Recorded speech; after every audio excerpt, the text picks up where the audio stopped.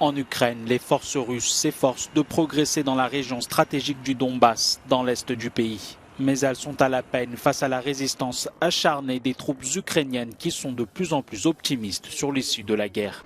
Le président ukrainien Volodymyr Zelensky a toutefois souligné que la situation dans le Donbass restait très difficile. Selon les services de renseignement militaires britanniques, Moscou aurait perdu un tiers de ses troupes terrestres depuis le début de la guerre en février et son offensive à l'Est aurait pris du retard. Pour l'OTAN, le constat est le même. La Russie est loin d'avoir atteint ses objectifs. La guerre en Ukraine ne se déroule pas comme Moscou l'avait prévu. Ils n'ont pas réussi à prendre Kiev. Ils se retirent des environs de Kharkiv. Leur offensive majeure dans le Donbass est au point mort. La Russie ne parvient pas à atteindre ses objectifs stratégiques.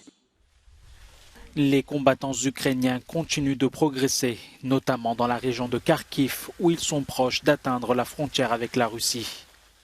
À Derati, une ville au nord de Kharkiv reprise par les Ukrainiens, les stigmates de la guerre demeurent.